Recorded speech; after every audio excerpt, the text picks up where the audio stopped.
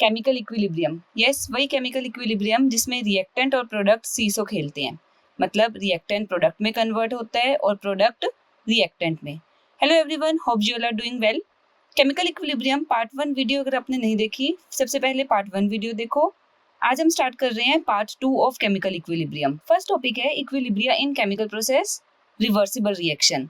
Reaction को reversible कब बोलेंगे? In which not only reactant reacts to form product, सिर्फ रिएक्टेंट प्रोडक्ट में नहीं कन्वर्ट होते under certain conditions, but also product react to form reactants, product भी reactant में कन्वर्ट होते हैं अंडर द सेम कंडीशन, तब रिएक्शन को रिवर्सिबल बोलते हैं। इन अदर वर्ड्स, रिएक्शन जो सिर्फ फॉरवर्ड डायरेक्शन में नहीं हो रही but also in backward direction, मतलब reactant gets convert into product, reactants भी प्रोडक्ट में जा रहे हैं और प्रोडक्ट भी रिएक्टेंट में आ रहे हैं अंडर द सेम कंडीशन। ऐसी रिएक्शन को रिवर्सिबल रिएक्शंस कॉल करते हैं। एग्जांपल, रिवर्सिबल रिएक्शन का एग्जांपल समझने के लिए हम ले रहे हैं आयरन। आयरन को बर्न करा in presence of steam, steam की प्रेजेंस में आयरन को बर्न करा। हमने क्या किया, फर्स्ट डायग्राम देखो, पाउडर्ड आयरन लिया, स्टीम की प्रेजेंस में इसे बर्न करा। अभी जो हमारी ट्यूब है वो ओपन है, दूसरे एंड पर जो ट्यूब है वो ओपन पड़ी है। प्रोडक्ट क्या फॉर्म होगा? Iron oxide. आयरन ऑक्साइड कैसे बनता है? आयरन की 2 स्टेट्स होती है, +2 state and +3 state. Oxygen, oxygen की वैलेंसी -2। जब इसे क्रिस क्रॉस करते हैं, एक बनता है फेरस ऑक्साइड जिसका फॉर्मूला है FeO, क्योंकि ये 2 से 2 कैंसिल हो गया। दूसरा है फेरिक ऑक्साइड Fe2O3। जब इन दोनों को कंबाइन कर दो, FeO और Fe2O3, क्या बनेगा? 1 और 2, 3 आयरन हो गए। Fe3 ऑक्सीजन, 1 और 3, 4 ऑक्सीजन, Fe3O4। आयरन ऑक्साइड जो कि मैग्नेटिक आयरन ऑक्साइड है, उसका फॉर्मूला होता है Fe3O4 प्लस हाइड्रोजन गैस बनती है। क्योंकि ओपन है ट्यूब तो हाइड्रोजन गैस एस्केप कर जाएगी। अब रिएक्शन को बैलेंस कर लो, 3Fe आएगा क्योंकि राइट साइड पर Fe3 है, राइट साइड पर ऑक्सीजन 4 है जिसकी वजह से वाटर 4 करना पड़ा। 4 लिखने की वजह से हाइड्रोजन 4 × 2 8 हो गया। सो यहाँ पर राइट साइड पर भी हाइड्रोजन 4 होंगे। अब अगर यही रिएक्शन मैं करूं हीटिंग ऑफ Fe3O4, अगर मैं Fe3O4 लूं और उसे हीट करना स्टार्ट करूं, Fe3O4 when heated in presence of hydrogen, अगर हाइड्रोजन की प्रेजेंस में Fe3O4 हीट होता है तब प्रोडक्ट बनता है Fe + H2O। वाटर वेपर्स बनेंगे, फिर से ट्यूब ओपन है तो वाटर वेपर एस्केप हो जाएंगे। रिएक्शन बैलेंस उसी तरीके से होगी, 3Fe 4H2O और लेफ्ट साइड पर 4H2। बट अगर यही सेम रिएक्शन क्लोज्ड ट्यूब में की जाए, मतलब मेरे पास जो ट्यूब है उसका दूसरा एंड भी क्लोज्ड है, उस वक्त क्या होगा? कुछ भी एस्केप नहीं कर सकता, तो रिएक्शन इक्विलिब्रियम में आ जाएगी और एक रिवर्सिबल रिएक्शन बन जाएगी। मतलब दोनों रिएक्शंस होगी, आयरन हीट होगा to form Fe3O4, Fe3O4 hydrogen के साथ रिएक्ट करेगा और वापस Fe + H2O में कन्वर्ट हो जाएगा। Means it becomes reversible reaction. Reaction reversible हो जाएगी, दोनों डायरेक्शन में होगी और एक स्टेज आ जाएगी जिस वक्त इक्विलिब्रियम अटेन हो जाएगा, रेट ऑफ फॉरवर्ड रिएक्शन और rate of backward reaction same हो जाएगा। इरिवर्सिबल रिएक्शन, अगर रिएक्शन सिर्फ फॉरवर्ड डायरेक्शन में हो रही है, रिवर्स डायरेक्शन में नहीं हो पा रही। If a reaction can not take place in reverse direction, मतलब प्रोडक्ट वापस रिएक्टेंट नहीं दे रहे, then it is known as irreversible reaction. तब हम उस रिएक्शन को इरिवर्सिबल रिएक्शन कॉल करेंगे। इसे रिप्रेजेंट किस तरीके से करेंगे? A + B to give C + D, सिर्फ फॉरवर्ड एरो आएगा। अगर रिवर्सिबल रिएक्शन होती है तब बोथ साइडेड एरो आते हैं, रिवर्सिबल में A + B to give C + D और डबल हेडेड एरो आता है, मतलब दोनों तरफ रिएक्शन हो सकती है, फॉरवर्ड डायरेक्शन में भी और बैकवर्ड डायरेक्शन में भी। बट इरिवर्सिबल रिएक्शन में सिर्फ फॉरवर्ड डायरेक्शन में रिएक्शन पॉसिबल है, मींस फॉरवर्ड एरो आएगा। एग्जांपल, अगर आपने सिल्वर नाइट्रेट लिया, silver Ag, nitrate NO3, silver +1 NO3 -1, तो AgNO3 plus NaCl sodium chloride के साथ रिएक्शन करी। हमें पता है सिल्वर क्लोराइड के प्रेसिपिटेट फॉर्म होते हैं प्लस NaNO3, क्योंकि इस रिएक्शन में प्रेसिपिटेट फॉर्म हो रहे हैं जो कि सेपरेट हो रहे हैं सॉल्यूशन में। और हमने कैरेक्टरिस्टिक्स ऑफ इक्विलिब्रियम में किया था, ना तो कोई गैस एस्केप होनी चाहिए ना ही कोई प्रेसिपिटेट फॉर्म होने चाहिए, तभी रिएक्शन इक्विलिब्रियम में आती है और रिवर्सिबल बनती है। मतलब इस रिएक्शन में क्योंकि प्रेसिपिटेट्स फॉर्म हो रहे हैं तो रिएक्शन रिवर्सिबल नहीं होगी, इट इज इरिवर्सिबल रिएक्शन। अगर रिवर्सिबल रिएक्शन को इरिवर्सिबल बनाना है, one of the product which is gaseous is allowed to escape out, जैसे पिछले वाले रिएक्शन में अगर ओपन थी ट्यूब, हाइड्रोजन गैस एस्केप कर गई, रिएक्शन बैकवर्ड नहीं हो सकती, तो एक रिवर्सिबल रिएक्शन इरिवर्सिबल बन जाती है। Concept of chemical equilibrium. अब हमने एक जनरल रिएक्शन ली A+B टू गिव C+D। दो तरह की रिएक्शन हो रही है, एक हो रही है फॉरवर्ड रिएक्शन और दूसरी हो रही है बैकवर्ड रिएक्शन। फॉरवर्ड रिएक्शन मतलब A+B to give C+D, backward reaction मतलब C+D गिव्स A+B। दोनों रिएक्शन होगी, शुरू में फॉरवर्ड रिएक्शन तेज होगी, फॉरवर्ड रिएक्शन की स्पीड बढ़ती जाएगी, धीरे धीरे कम हो जाएगी। दूसरी तरफ बैकवर्ड रिएक्शन की स्पीड शुरू में बहुत कम है, धीरे धीरे बैकवर्ड रिएक्शन की स्पीड इंक्रीज हो रही है। एक स्टेज आएगी जब दोनों रिएक्शन सेम स्पीड से चलने लग जाएगी, means rate of forward reaction become equal to rate of backward reaction. इस वक्त हम कहेंगे इक्विलिब्रियम अटेन हो गया। मतलब इक्विलिब्रियम स्टेट कौन सी स्टेट है? When rate of forward reaction, जो फॉरवर्ड रिएक्शन है उसका rate becomes equal to rate of backward reaction. जब फॉरवर्ड और बैकवर्ड रिएक्शन का रेट सेम हो जाता है उस वक्त इक्विलिब्रियम अटेन हो जाता है। In the beginning concentration of A and B are maximum. A और B का कंसंट्रेशन मैक्सिमम है शुरू में, C और D का कंसंट्रेशन मिनिमम है। वैसे तो जीरो है, जब time t is equal to zero है, मींस उस वक्त C और D है ही नहीं। जब रिएक्शन प्रोसीड करेगी A और B की कंसंट्रेशन धीरे धीरे डिक्रीज होती जाएगी, C और D की कंसंट्रेशन इंक्रीज होती जाएगी। मतलब rate of forward reaction decreases and rate of backward reaction goes on increasing, और इक्विलिब्रियम पर दोनों के रेट इक्वल हो जाएंगे। Ultimately a stage comes when rate of forward reaction becomes equal to rate of backward reaction. जब forward reaction और backward reaction का rate equal हो जाए तब केमिकल इक्विलिब्रियम अटेन हो जाएगा। So this was the concept of chemical equilibrium. आगे कुछ एग्जांपल्स कर लेते हैं। फर्स्ट एग्जांपल है decomposition of calcium carbonate. Calcium carbonate का formula calcium Ca, carbonate CO3, calcium +2, carbonate -2, criss cross method में कैंसिल हुआ, मुझे कंपाउंड मिला CaCO3। इसको डीकंपोज करना है। अगर हम टेम्परेचर कांस्टेंट रखें तो सबसे पहले क्या होगा, CaCO3 जब डीकंपोज कर रहा है उस वक्त प्रोडक्ट मिलते हैं CaO प्लस CO2। क्योंकि CO2 एक गैस है, शुरू में क्या होगा, CO2 की कंसंट्रेशन बढ़नी स्टार्ट होगी। Pressure due to CO2 gas first increases. सबसे पहले तो CO2 गैस की वजह से प्रेशर बढ़ना स्टार्ट होगा। अल्टीमेटली एक स्टेज आ जाएगी जिस वक्त फॉरवर्ड रिएक्शन और बैकवर्ड रिएक्शन का रेट इक्वल होगा, इक्विलिब्रियम आएगा। जिस वक्त इक्विलिब्रियम आएगा प्रेशर कांस्टेंट हो जाएगा, मींस फर्स्ट प्रेशर इंक्रीजेस, जो प्रेशर है इंक्रीज करेगा, एंड एट इक्विलिब्रियम, जिस वक्त इक्विलिब्रियम अटेन हो गया मींस फॉरवर्ड और बैकवर्ड रिएक्शन का रेट सेम हो गया, प्रेशर बिकम्स कांस्टेंट। उस वक्त प्रेशर कांस्टेंट हो जाएगा क्योंकि इक्विलिब्रियम अटेन हो गया। Second example decomposition of N2O4 in closed vessel.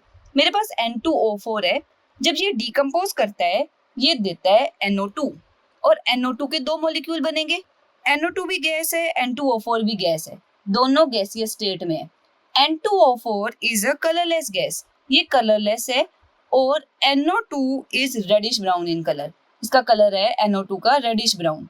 तो सबसे पहले क्या होगा, 0 डिग्री सेल्सियस पर N2O4 स्टेबल है। आपने क्या करना है, N2O4 को एक सील्ड ट्यूब में रखना है और इसको आइस में रख देना है। जब आपने आइस में रखा उस वक्त तो कलरलेस गैस ही है, बट जब आपने इस सील्ड ग्लास बल्ब को या ट्यूब को एक वेसल में रख दिया जिस वेसल में वाटर का टेम्परेचर है 25 डिग्री सेल्सियस, जैसे ही टेम्परेचर 25 डिग्री सेल्सियस हुआ तो जो N2O4 है ना वो डीकंपोज करना स्टार्ट हो जाता है, आपको रेडिश ब्राउन कलर दिखने लग जाएगा। मतलब धीरे धीरे N2O4 start converting into NO2, और जो रेडिश ब्राउन कलर है वो डीप होना शुरू हो जाएगा। एक स्टेज आएगी जिस वक्त ये जो ब्राउन कलर है या रेडिश ब्राउन कलर है उसकी इंटेंसिटी कांस्टेंट हो जाएगी। जिस वक्त इस ब्राउन कलर की इंटेंसिटी कांस्टेंट हो रही है उस वक्त इक्विलिब्रियम अटेन हो गया, मींस उस वक्त दोनों रिएक्शन हो रही है, N2O4 NO2 में भी कन्वर्ट हो रहा है, NO2 बैक N2O4 में भी कन्वर्ट हो रहा है, and equilibrium is attained. Next example है combination of hydrogen and iodine to form HI। जब H2 और I2 कंबाइन करते हैं तब ये HI फॉर्म करते हैं। HI एक गैस है। क्या होता है इस रिएक्शन में, ये भी एक रिवर्सिबल रिएक्शन है। जो H2 है वो कलरलेस है, I2 आयोडीन पर्पल कलर के होते हैं, HI is colourless. So in the beginning colour is deep purple, क्योंकि आयोडीन प्रेजेंट है डीप पर्पल कलर होगा। जैसे जैसे रिएक्शन आगे की तरफ जाएगी intensity of colour decreases, purple colour की इंटेंसिटी डिक्रीज होगी, जिस वक्त इक्विलिब्रियम आएगा उस वक्त intensity of colour become constant, further no change in colour is observed, आपको कोई कलर में चेंज ऑब्जर्व नहीं होगा, इट मींस इक्विलिब्रियम अटेन हो गया। ठीक है, अब एक एग्जांपल और कर रहे हैं, फॉर्मेशन ऑफ अमोनिया।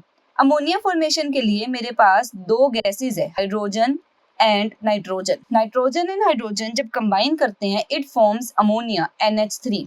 रिएक्शन को बैलेंस कर लो, लेफ्ट साइड पर 2 नाइट्रोजन है तो डबल करने पड़े, राइट साइड पर हाइड्रोजन 6 हो गए तो लेफ्ट पर H2 के साथ 3 लिखा। सो अब रिएक्शन बैलेंस होगी। सबसे पहले तो मुझे पता चल रहा है मुझे हाइड्रोजन ज्यादा क्वांटिटी में चाहिए और नाइट्रोजन कम क्वांटिटी में चाहिए, मतलब रेशियो होना चाहिए 1:3। अगर मैं इसको डायग्रामेटिकली रिप्रेजेंट करूं तो मुझे ये ग्राफ मिल रहा है। इस ग्राफ में कंसंट्रेशंस देखो, हाइड्रोजन की कंसंट्रेशन शुरू में बहुत ज्यादा है, नाइट्रोजन की उससे कम है, क्योंकि मुझे हाइड्रोजन का रेशियो 3 चाहिए और नाइट्रोजन का रेशियो 1 चाहिए। शुरू में NH3 0 है, मींस कोई भी अमोनिया प्रेजेंट नहीं है। जैसे जैसे रिएक्शन फॉरवर्ड डायरेक्शन में होगी, हाइड्रोजन की कंसंट्रेशन एकदम डिक्रीज होना शुरू होगी, नाइट्रोजन की कंसंट्रेशन डिक्रीज होना शुरू होगी और अमोनिया की कंसंट्रेशन बढ़ना शुरू हो जाएगी। बट जब इक्विलिब्रियम अटेन हो जाएगा उस वक्त सभी रिएक्टेंट और प्रोडक्ट की कंसंट्रेशन ऑलमोस्ट कांस्टेंट हो जाएगी, मींस आपको एक स्ट्रेट लाइन मिलने लग जाएगी at the stage of equilibrium. तो ये ग्राफ शो कर रहा है कि कंसंट्रेशन किस तरीके से वेरी करती है at the stage of equilibrium. अब करते हैं कैरेक्टरिस्टिक्स ऑफ केमिकल इक्विलिब्रियम। क्या कैरेक्टरिस्टिक्स है केमिकल इक्विलिब्रियम की? At equilibrium, concentration of each reactant and product becomes equal. अभी किया था, concentration सभी reactant और product की constant equal हो जाती है। At equilibrium, rate of forward reaction become equal to rate of backward reaction। ये तो हम चैप्टर की स्टार्टिंग से ही कर रहे हैं। इक्विलिब्रियम में फॉरवर्ड और बैकवर्ड दोनों के रेट इक्वल हो जाते हैं और इक्विलिब्रियम डायनामिक है, मतलब ये नहीं कि रिएक्शन रुक गई है, फॉरवर्ड रिएक्शन भी चलती जाएगी, बैकवर्ड रिएक्शन भी चलती जाएगी, so it is dynamic in nature. A chemical equilibrium is established if none of the product is allowed to escape out और separate out as solid. Equilibrium तभी अटेन होगा जब या तो कोई अगर गैस फॉर्म हो रही है वो एस्केप नहीं करनी चाहिए, मतलब वेसल क्लोज्ड होना चाहिए, ना ही कोई प्रेसिपिटेट फॉर्म होने चाहिए। जैसे AgCl वाले एग्जांपल में प्रेसिपिटेट बन रहे थे तो वो इरिवर्सिबल थी, मतलब ना तो गैस एस्केप होनी चाहिए ना ही कोई सब्सटेंस प्रेसिपिटेट आउट होना चाहिए, तभी इक्विलिब्रियम अटेन होगा। Next point, chemical equilibrium can be attend from either direction. चाहे आप N2O4 को कन्वर्ट कर लो NO2 में, 2NO2 में, चाहे आप NO2 को कन्वर्ट कर लो N2O4 में, मतलब रिएक्शन में इक्विलिब्रियम दोनों तरफ से अटेन हो सकता है, रिएक्टेंट साइड से भी प्रोडक्ट साइड से भी। N2O4 को 25 डिग्री सेल्सियस पे रख दो, NO2 बन जाएगा। NO2 को कूल करना शुरू करो, 0 तक लेकर आने की कोशिश करो, N2O4 बन जाएगा, मतलब equilibrium can be attend from both the directions. और अगर मैं रिएक्शन में कैटलिस्ट डाल दूं, it doesn't alter the rate of equilibrium. Catalyst का काम क्या होता है? Change the rate of reaction, rate of reaction को चेंज करना। बट कैटलिस्ट क्या करता है? फॉरवर्ड रिएक्शन की स्पीड को भी चेंज करता है, बैकवर्ड रिएक्शन की भी स्पीड को चेंज करता है। वैसे तो कैटलिस्ट इंक्रीज करता है rate of the reaction, but definition अगर प्रॉपर करें, catalyst can increase as well as decrease the rate of the reaction. अभी फिलहाल आप ये समझो कैटलिस्ट रिएक्शन की स्पीड को बढ़ा रहे हैं, बट जब कैटलिस्ट रिएक्शन की स्पीड को इंक्रीज कर रहा है तब वो फॉरवर्ड रिएक्शन की भी स्पीड को इंक्रीज कर रहा है, बैकवर्ड की स्पीड को भी इंक्रीज कर रहा है, मतलब overall it doesn't alter the rate of equilibrium. जिस वक्त इक्विलिब्रियम पहले अटेन हो रहा था, कैटलिस्ट के प्रेजेंस में भी इक्विलिब्रियम तभी ही अटेन होगा। So these were the characteristics of chemical equilibrium. अब यहाँ से लो स्टार्ट हो रहे हैं। सबसे पहला लो करना है law of mass action. Law of mass action क्या कहता है? Rate of chemical reaction is proportional to product of active masses या कंसंट्रेशन ऑफ रिएक्टेंट्स। सबसे पहले तो एक एग्जांपल से समझो, अगर आपके पास सपोज जितने मर्जी रिएक्टेंट है, A, B, C तीनों रिएक्टेंट है, वो प्रोडक्ट फॉर्म कर रहे हैं, तब मैं क्या कहूंगी?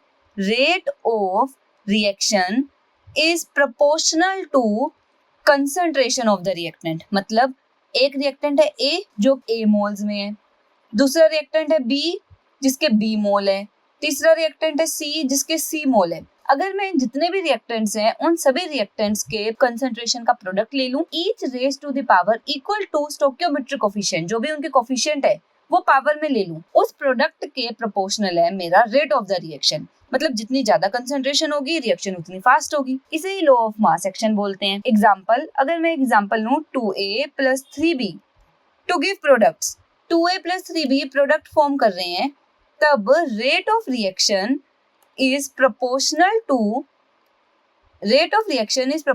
to a की पावर 2 क्योंकि a का कोफिशिएंट 2 है, b की पावर 3 क्योंकि b का कोफिशिएंट 3 है।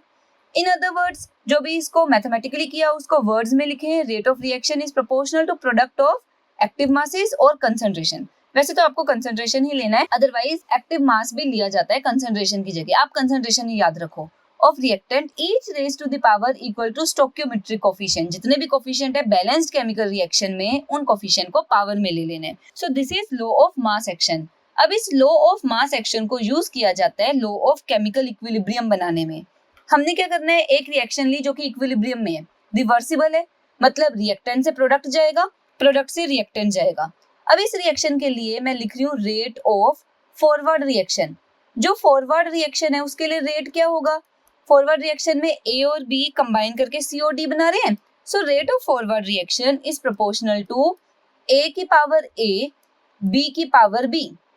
जब भी प्रोपोर्शनल का साइन हटाते हैं, इक्वल का साइन डालते हैं, किसी कांस्टेंट से मल्टीप्लाई करते हैं, तो यहाँ पर कांस्टेंट लेना है KF, rate constant for forward reaction, मतलब फॉरवर्ड रिएक्शन के लिए जो रेट कांस्टेंट है। सो A की पावर A, B की पावर B।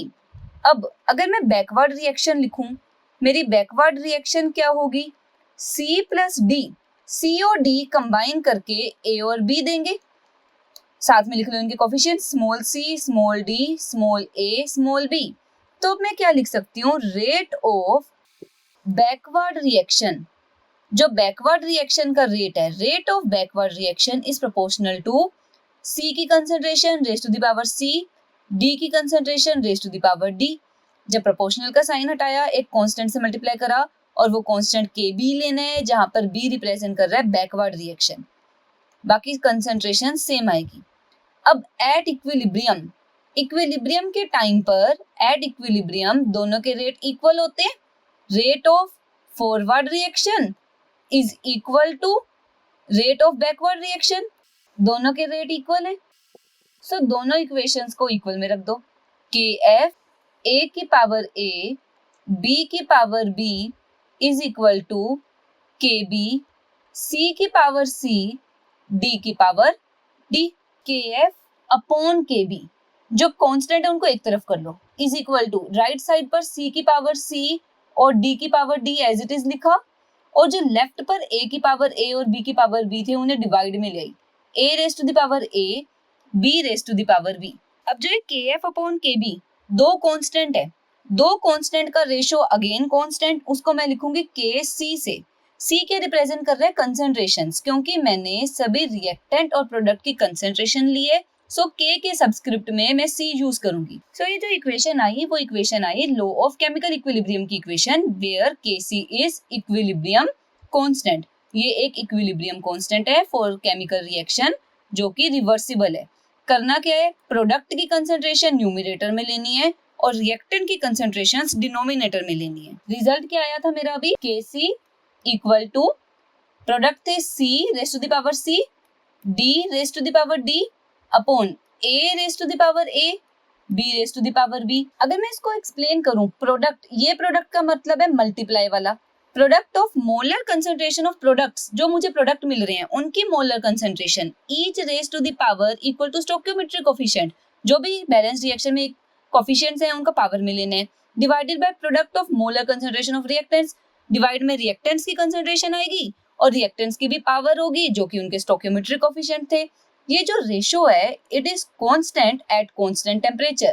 कांस्टेंट टेम्परेचर पर ये जो रेशो आ रही है, this is constant which is known as equilibrium constant. इस कांस्टेंट को हम इक्विलिब्रियम कांस्टेंट बोलते हैं। फॉर गैस फेज, अगर मैं कंसंट्रेशन की जगह पर प्रेशर ले रही हूँ, मतलब रिएक्टेंट और प्रोडक्ट गैसियस फॉर्म में है, उस वक्त मैं कंसंट्रेशन की जगह उनके पार्शियल प्रेशर लूंगी, और अगर मैं पार्शियल प्रेशर ले रही हूँ उस वक्त मैं Kp से रिप्रेजेंट करूंगी। सपोज करो एक रिएक्शन है, A और B कंबाइन कर रहे हैं to form X and Y, और ये सभी A, B, X, Y gaseous state में है। बैलेंस रिएक्शन में A का कोफिशिएंट है स्मॉल a, B का कोफिशिएंट है स्मॉल b, X का कोफिशिएंट है स्मॉल x, Y का कोफिशिएंट है स्मॉल y। अगर मैं ले रही हूँ ये सभी गैसियस स्टेट में, तो इनके प्रेशर लिखे जाएंगे। So Kp is equal to pressure of X raise to the power X, pressure of Y raise to the power Y upon reactant के pressure, pressure of A raise to the power A pressure of B raise to the power B। So ये formula बन गया for gases, मतलब एक new equilibrium constant हुआ जिसे represent करेंगे Kp से। अब क्या रिलेशन है Kp में और Kc में? रिएक्शन वही सेम ले रहे हैं जो अभी ली थी, A और B दो रिएक्टेंट्स कंबाइन कर रहे हैं to form X and Y, दो प्रोडक्ट्स बन रहे हैं, ये बैलेंस्ड केमिकल रिएक्शन है। अगर मैं Kc लिखती हूँ, Kc में कंसंट्रेशंस लिखूंगी। अब कंसंट्रेशन को आप स्क्वायर ब्रैकेट में भी रिप्रेजेंट कर सकते हो, X raise to the power X, Y raise to the power Y upon A raise to the power A, B raise to the power B, और इसको C के टर्म्स में भी रिप्रेजेंट कर सकते हो। बस स्क्वायर ब्रैकेट की जगह C लिख दिया, CX raise to the power X, CY raise to the power Y upon CA raise to the power A, CB raise to the power B। और अगर मैं Kp लिख रही हूँ तो मैं प्रेशर लूंगी Px raise to the power X, Py raise to the power Y upon Pa raise to the power A, Pb raise to the power B। अब मुझे पता है फॉर गैसेस मैं PV is equal to nRT ideal gas equation use कर सकती हूँ। यहाँ से P क्या निकलेगा, nRT by V। N by V number of moles divided by volume, उसे तो कंसंट्रेशन बोलते हैं। सो P क्या आ गया, CRT। अगर गैस है A, PA is equal to CART। For gas B, PB is equal to CBRT। इसी तरीके से PX equal to CXRT, Py is equal to CYRT। अब इन वैल्यूज को सब्स्टिट्यूट कर दो in Kp। Kp is equal to क्या था फॉर्मूला, Px की पावर x। Px है क्या, CXRT raise to the power x, Py की जगह CYRT raise to the power y upon CART raise to the power a, CBRT raise to the power b। अब Cx की power x, Cy की power y upon Ca की power a, Cb की power b, इसे अलग कर लिया। क्या बचा मेरे पास, RT। पावर में न्यूमरेटर में RT की पावर x और y, मल्टीप्लाई में पावर ऐड हो जाती है x प्लस y। ऐसे डिनोमिनेटर में RT की पावर a प्लस b। अब डिवाइड में है तो पावर सब्ट्रैक्ट हो जाएगी। और ये जो टर्म है Cx raise to the power x, Cy raise to the power y, Ca raise to the power a, Cb raise to the power b, ये सारा तो Kc है। Kc into RT power x plus y एक bracket में minus a plus b दूसरे bracket में। Means मुझे ये क्या मिल रहा है, change in number of moles या difference in number of moles. इसे रिप्रेजेंट कर रही हूं मैं डेल्टा n से। Delta n means change in number of moles. तो मेरे पास Kp का क्या फॉर्मूला आ गया, Kp is equal to Kc into RT raise to the power delta n। So this is the required relation between Kp and Kc। ये formula use करेंगे जब भी न्यूमेरिकल सॉल्व करने हैं related to Kp and Kc। Units of equilibrium constant, क्या units है equilibrium constant की? Formula लिखते हैं पहले Kp का। Kp is equal to pressure of x raise to the power x, pressure of y raise to the power y upon pressure of a raise to the power a, pressure of b raise to the power b। Units of Kp is equal to जितने भी pressure है उन सबकी units होगी।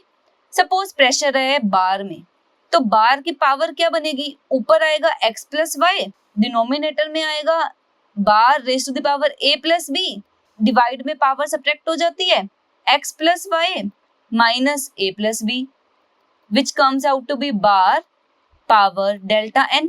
मतलब मुझे units मिलेगी according to delta n। Bar की पावर डेल्टा n, अगर सारा प्रेशर एटमॉस्फेयर में लोगे तो एटमॉस्फेयर की पावर डेल्टा n। ऐसे यूनिट्स ऑफ Kc, जब आप Kc की यूनिट्स निकाल रहे हो, concentration of x raise to the power x, concentration of y raise to the power y, concentration of a raise to the power a, concentration of b raise to the power b। वही concentration की unit suppose mole per litre है तो power में आ जाएगा x plus Y minus a plus b, मतलब mole per litre raise to the power delta n। यहाँ पर फिर से डेल्टा n पर डिपेंडेंट है, जो डेल्टा n की वैल्यू होगी वो पावर में आ जाएगी मोल पर लीटर की।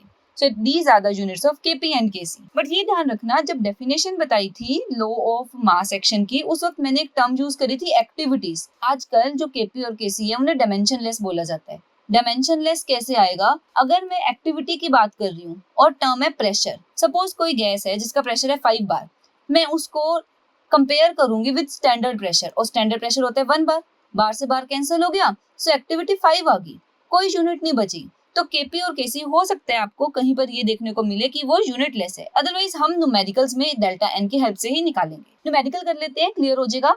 Eight 700 kelvin equilibrium constant Kp for the reaction is, आपको Kp गिवन है 1.8 into 10 की पावर -3 किलो पास्कल।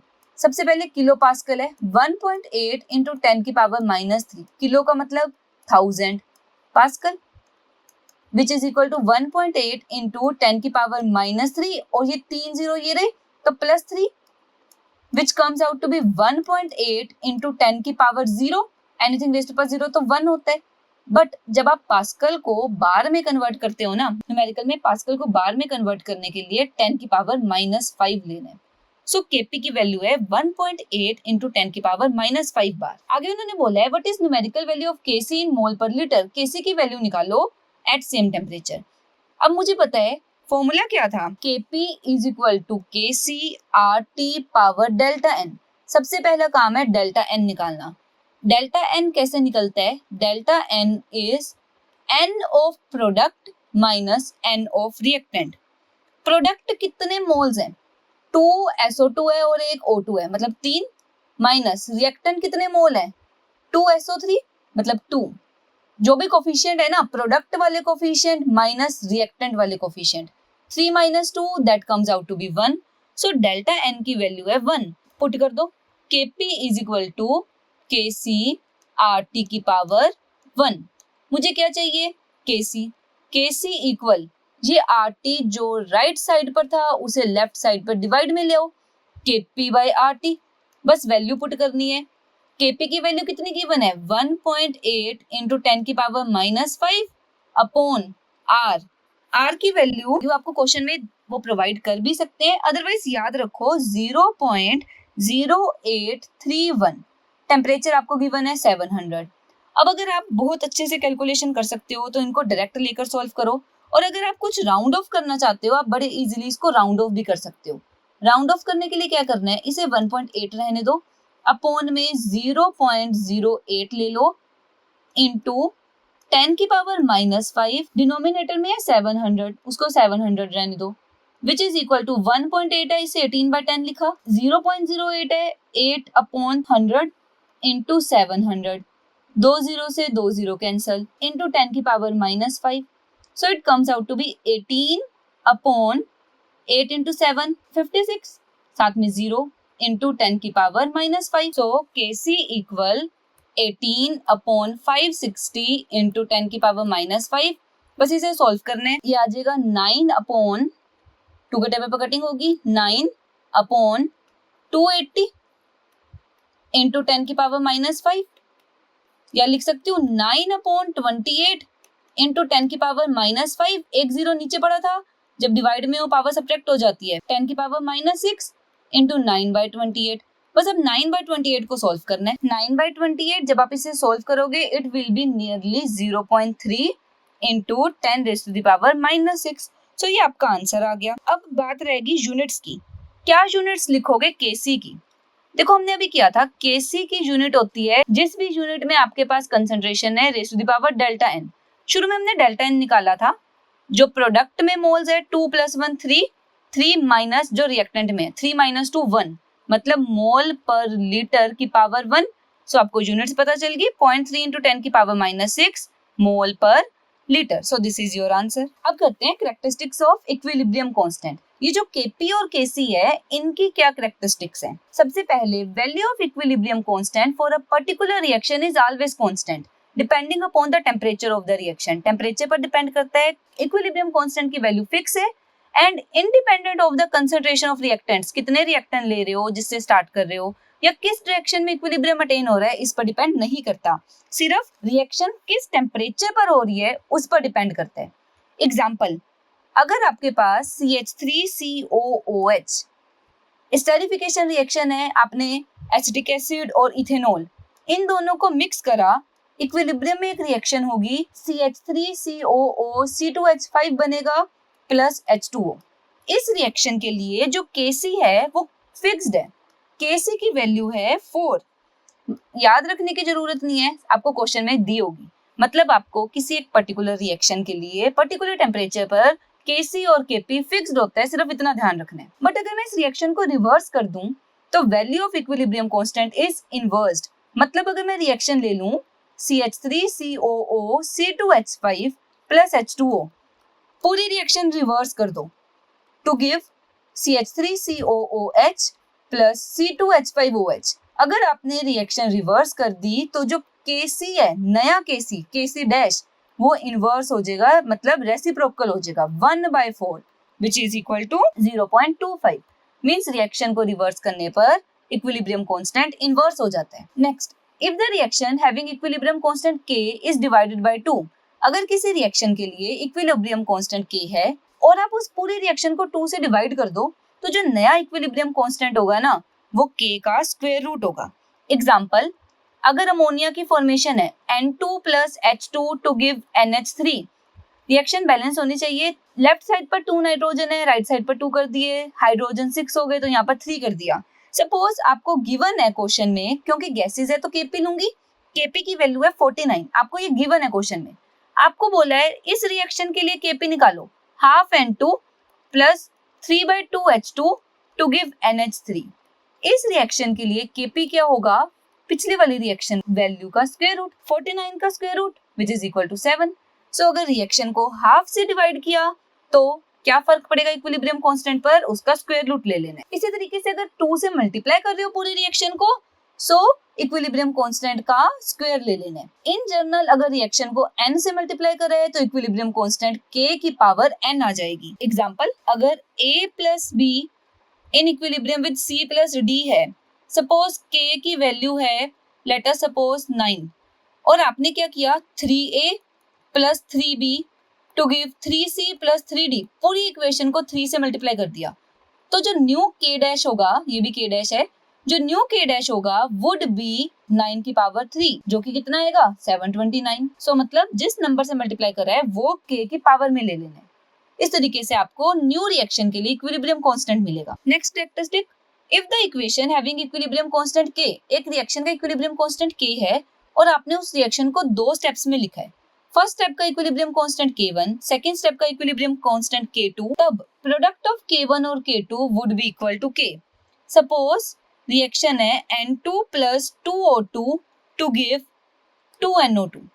इसके लिए मैं K कैसे लिखूंगी, जो भी प्रोडक्ट है उसकी concentration raise to the power जो भी कोफिशिएंट है अपॉन रिएक्टेंट की कंसंट्रेशंस, 2 रिएक्टेंट है N2O2, O2 2 है तो पावर में 2 आ गया। If this reaction take place in 2 step, step 1 में क्या होगा, N2 एक O2 के साथ कंबाइन करेगा और NO बनाएगा, एक इंटरमीडिएट 2NO। इस रिएक्शन के लिए K1 क्या होगा, जो भी प्रोडक्ट है उसकी पावर उसका कोफिशिएंट अपॉन रिएक्टेंट्स, कोफिशिएंट तो 1 है तो कोई पावर नहीं आई। स्टेप 2 हो रहा है, स्टेप 2 में ये जो इंटरमीडिएट है 2NO, ये एक और O2 के साथ कंबाइन कर रहा है और 2NO2 बना रहा है। अब इसके लिए K2 कैसे लिखोगे, NO2 product raise to the power coefficient upon NO raise to the power 2, O2 raise to the power 1। So अगर इस रिएक्शन को कंबाइन करूंगी मुझे क्या मिलेगा, 2NO से 2NO कैंसिल, N2 प्लस एक O2 एक O2, 2O2 to give 2NO2, मेरी फाइनल रिएक्शन मिल गई। अब K1 इंटू K2 करते हैं। K1 की वैल्यू है NO raise to the power 2 upon N2 and O2 into K2 की वैल्यू है NO2 square upon NO power 2 into O2। NO raise to the power 2 से NO raise to the power 2 cancel, क्या बचा NO2 square, denominator में एक N2 और 2 O2 मतलब O2 का स्क्वायर, और ये देखो ये K के इक्वल ही है, K भी मेरा यही था। मींस अगर 2 स्टेप में रिएक्शन हो रही है, दोनों स्टेप के इक्विलिब्रियम कांस्टेंट को मल्टीप्लाई करो, आपको ओवरऑल रिएक्शन का इक्विलिब्रियम कांस्टेंट मिल जाएगा। Last characteristic, value of equilibrium constant is not affected by addition of catalyst. Catalyst डालने पर इक्विलिब्रियम कांस्टेंट की वैल्यू पर कोई फर्क नहीं पड़ता, क्योंकि कैटलिस्ट सिर्फ इक्विलिब्रियम जल्दी अटेन हो इसमें हेल्प करता है। ये दोनों, ये रेट ऑफ फॉरवर्ड रिएक्शन को भी चेंज करता है, बैकवर्ड को भी चेंज करता है, तो ओवरऑल इक्विलिब्रियम कांस्टेंट पर कोई इफेक्ट नहीं होता of addition of catalyst. So I hope आपको यहाँ तक का टॉपिक समझ आया होगा। नेक्स्ट वीडियो में करेंगे इक्विलिब्रियम चैप्टर के आगे के topics. Till than happy learning.